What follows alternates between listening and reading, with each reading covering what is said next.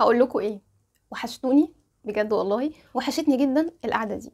حاسه ان انا بقالي كتير ما قعدتش القعده دي ولا صورت فيديوهات زي دي، العنايه والسكين كير. فقلت ايه بقى، ارجع اسخن شويه كده بفيديو يكون عن مفضلات، حاجات جربتها الفتره اللي فاتت. تعالوا نشوفها ونتعرف عليها مع بعض. خليني اقول لكم في الاول ان انا فكرت في موضوع اسم القناه اللي هو اتغير، لان في كتير منكم حاسه ان هو استغرب اسم القناه وابتدى هم يسالوا على الاسم الجديد. ومش هكدب عليكم برضو، بصراحه انا نفسي حسيت ان انا منتميه لاسم قناتي القديم، وخصوصا من ايام القناه القديمه كمان. ولقيت منكم بيقول لي ان هو حابب اسم القناه القديمه اكتر من اسم شيما جلام، مع ان انا عايزه اقول لكم ان شيما جلام اخد مني وقت وتفكير وتصميم كبير جدا على فكره. بصراحه يعني بعد ما فكرت كتير، يعني حاسه ان انا خلاص هستقر على اسم شيما جلام. لا خلاص يا جماعه، هنرجع ان شاء الله باذن الله لاسم تاكسي تاني، ما دام انتوا اتعودتوا اكتر على تاكسي وحبيتوا تاكسي. وبالمره هتاخديه وتلفي في القناه شويه. لو عايز تقفي بقى عند الفاشن والتنسيقات، تروحي عند العنايه والسكين كير. لو عايز تروحي تشوفي اليوميات والفلوجات، المهم الحته اللي تعجبك في القناه اقفي وانزلي عندها وشوفي اللي انت عايزاه. ويلا.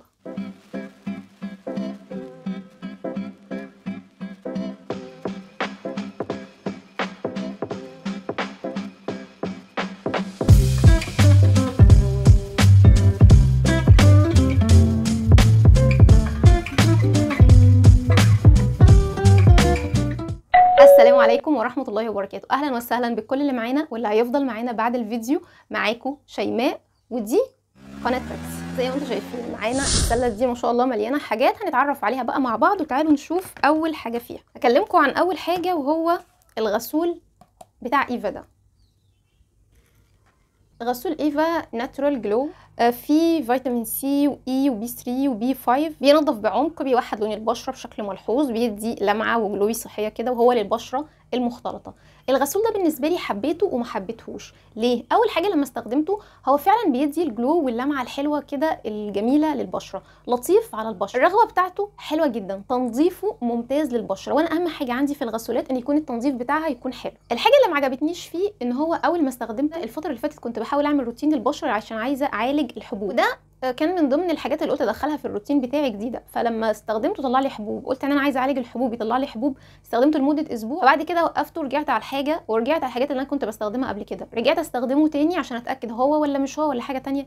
لقيت برضو طلع لي حبوب. قلت لا خلاص، انا الغسول ده مش هينفع معايا، هوقفه. انا جايبه حاجه عشان خاطر اعالج بيها الحبوب. المهم قلت بالصدفه الكلام ده قدام اختي، والاول مره تفيدني في حياتها بصراحه.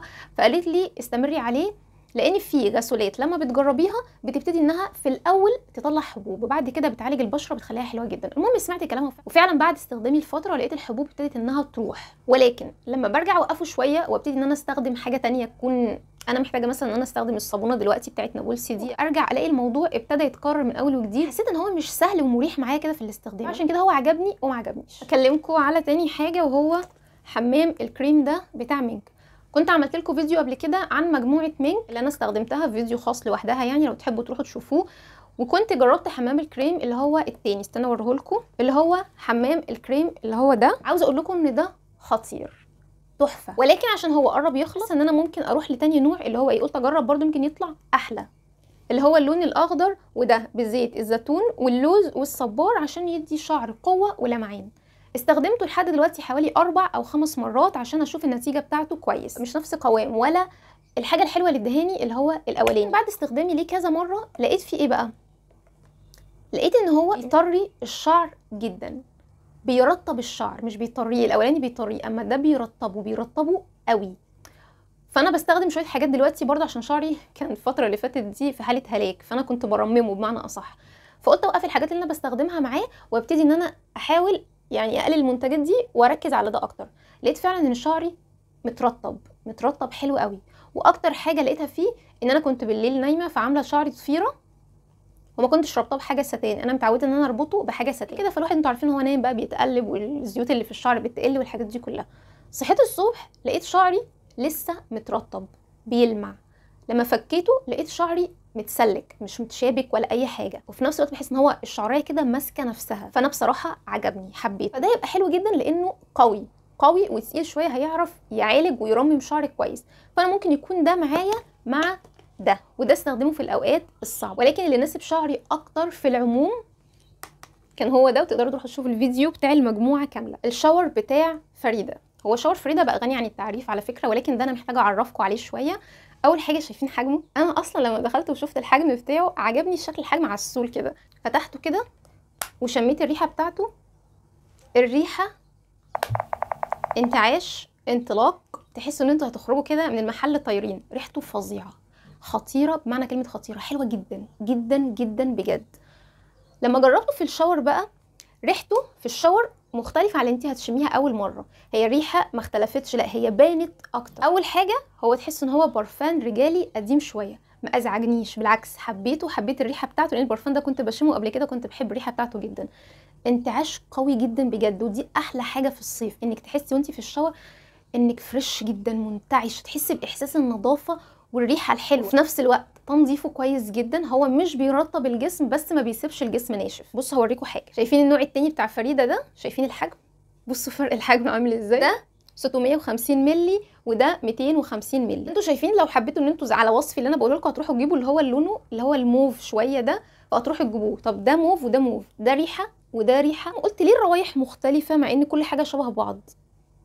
اكتشفت اكتشاف في الازازه، عشان لو عايزين تجيبوا الريحه اللي انا بوصفها لكم دي. بصوا الكلمه مكتوب ايه، الكلمه بتاعت الشاور جل لونها ايه؟ لونها موف.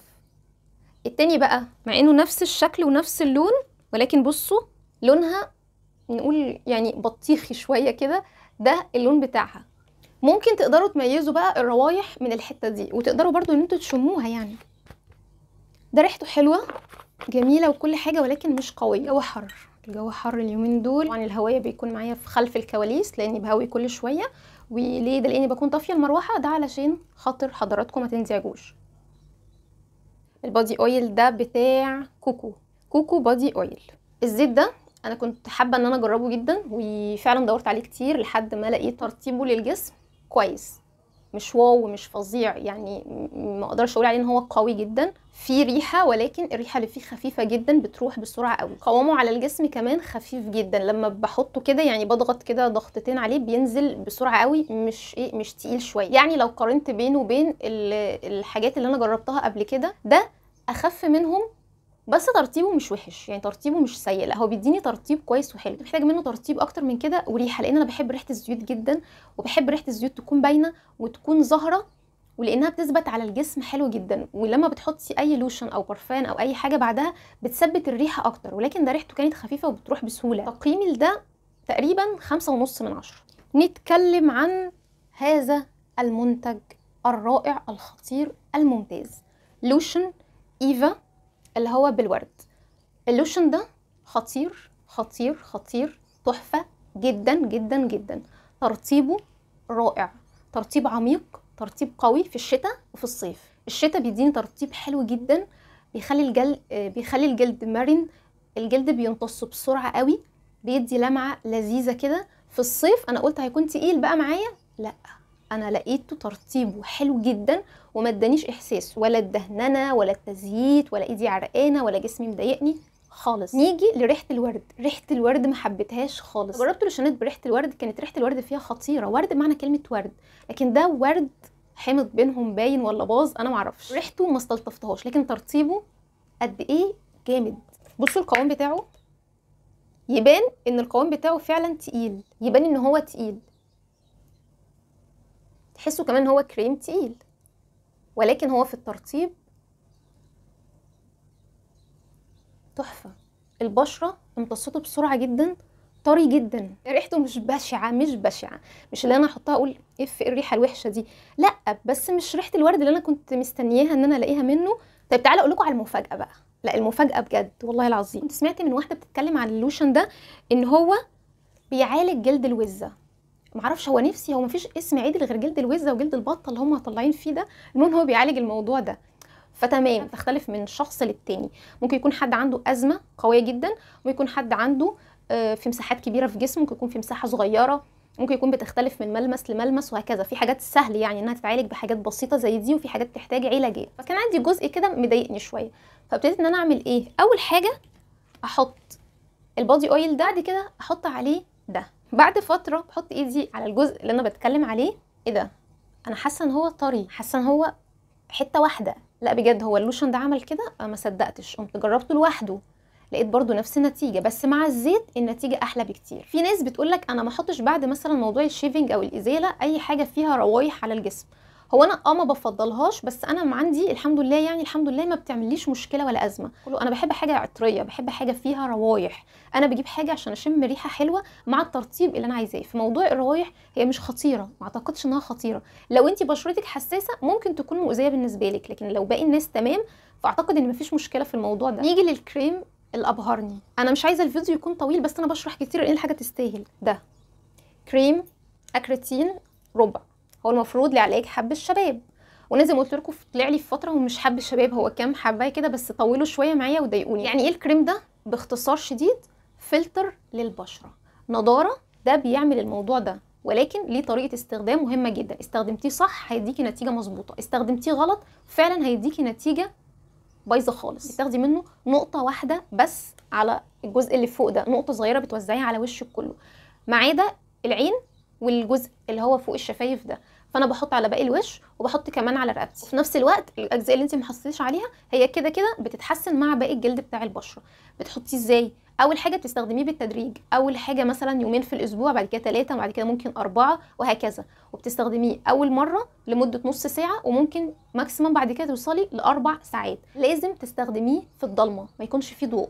فعلا دي لقيتها فرقت جدا، لما بيكونش فيه ضوء بيشتغل حلو قوي، لما بيكون فيه ضوء لقيته بيديني نتيجه مش حلوه خالص. طبعا بتستخدميه بالليل، بتغسلي وشك كويس وبعد كده تحطي الكميه اللي انا قلت لك عليها كده، تسيبيه. انا اول فتره استخدمته يومين في الاسبوع لمده نص ساعه، وبعد كده تغسلي وشك كويس. عشان كده جبت الغسول بتاع ايفا عشان يكون لطيف، لانه مش محتاج حاجه تنشف البشره خالص. وبعد ما تغسلي وشك كويس ترطبي برده وشك كويس جدا، والصبح تقومي غاسله وشك كويس وترطبيه. وفضل ان انت ما تكونيش خارجه بالنهار يعني. لقيت بشرتي فعلا فيها نضاره وما بيفتحش، بس لون البشره متوحد صافي متساوي. في حاجه جميله شفتها من الكريم ده. استخدمته الاول مرتين في الاسبوع، بعد كده 3 مرات، اقصى مده وصلت لها ساعه كده لازم يتغسل. اعتقد ان الكريم ده ان شاء الله لازم يبقى معايا بعد كده على طول.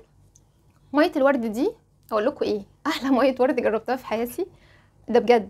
والله انا مش عارفه ليه حبيت ميه الورد دي، مع انها ولا براند ولا اسم ولا حاجه، وجبت حاجات قبل كده كانت اساميها معروفه. فانت لو لقيت دي هاتيها، دي اسمها اللي هي بتاعت كيتي، كيتي روز ووتر. هي حلوه قوي ليه كده. بصوا انا كل ميه ورد كنت بجيبها كنت بعمل الحركه دي، او بتدي انتعاش، بتدي لمعه والله للبشره. معرفش اللمعه دي بتديها ازاي حتى بعد ما الوش بينشف. عمري ما كنت اعمل من ميه ورد الحركه دي واسيبها، مش ممكن. كانت بتعمل لي حاجات في وشي غريبه. كنت بحس ان انا افضل حاجه لاستخدام ميه الورد ان انا احطها على قطنه وابتدي ان انا امسح وشي بيها، لكن دي بحطها عادي جدا. بتدي لمعه، بتقفل المسام لو انت في الصيف والمسام وسعت بقى من الحر والحاجات دي كلها. بحس ان الدنيا بتضيق كده شويه. بتدي ترطيب، والله حاسه انها بتدي ترطيب. ميه الورد دي جامده بجد، حلوه جدا، وسعرها كان رخيص جدا. في لمعه ظاهره عندكم في دلوقتي ولا ايه؟ لا هي بس الميه لسه ما نشفتش. نشوف حاجات الميك اب برضو اللي انا جبتها. علبه البلاشر دي هوريكم دلوقتي. بصوا اول ما حطيت ايدي بس تلاقوا ايه البيجمنت بتاعها خطير طبعا وقوي جدا. عاوز اقول لكم دي سيئه بشعه، دي اسوأ بلاشر جربتها في حياتي. ده مش بيجمنت، ده تلطيش. هي مش بتديني بيجمنت ولا حاجه، لا دي انت بتاخدي اللون وبتطبعيه على وشك. لو ما لحقتيش توزعيه بفرشه فلزق في الحته اللي انت عملتيها. فانا باخد منها النقطه، وعشان جبتها هعمل ايه؟ نقطه بس. وعلى طول اول ما احطها ابتدي ان انا اوزع عشان اللون يتفرش معايا. واللون بتاعها تقيل بشكل غبي، يعني مش حلوه. هي شكلها اللي حلو، هي شكلها حلو. سكاي هاي ماسكارا. الماسكارا دي مش ووتر بروف، وهي دي اللي انا حطاها دلوقتي. باينه ولا مش باينه؟ هي فظيعه بمعنى كلمه فظيعه. حلوه جدا، بتهبب شويه، بس تصدقوا انها ما ضايقتنيش. يعني لما باجي اغسل وشي او بشيلها بالميك اب ريموفر بتبتدي انها تعمل كده، ولكن وانا بغسل بقى عيني ما بلاقيش بقى رموش وقعت، ما بلاقيش انها كانت تقيله كده وعنيفه على الرموش. بتنزل بمنتهى البساطه والسلاسه والسهوله، وبتتغسل بسهوله جدا. تمام.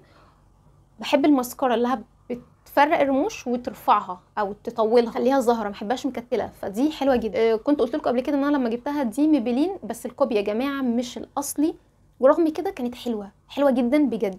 الليب جلوس ده فظيع. بصوا ان شاء الله هو الليب جلوس ده كل ما يخلص هجيب منه بجد. ليه بقى؟ ده اللي هو رومانتك وماجيك. اول حاجه هو كان شفاف، ما كانش فيه لون خالص، ولكن عشان حطيته على روج فاخد لون. ده بيعمل ايه بقى؟ احطه بعد شويه بلاقيه عمال يدي لون بينك، كل ما تقل كل ما اللون يزيد، كل ما يقعد كل ما اللون يزيد، فحبيته الصراحه. اللي لقيته تاني ان انا بعد ما مسحت الروج لقيت ان شفايفي لونها وردي ثابت، حبيته جدا جدا جدا. ممكن نعمل حاجه دلوقتي، امسح الروج اللي انا حطاه واحط ده. في حاجه هببت، نحط ده.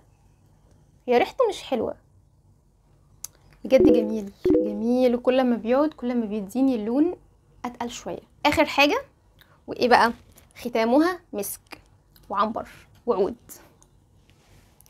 عود اوكي، كنت كلمتكم عن الريحه دي قبل كده، قد ايه الريحه دي نظافه. انتي نظيفه طول ما انتي حاطه الريحه دي.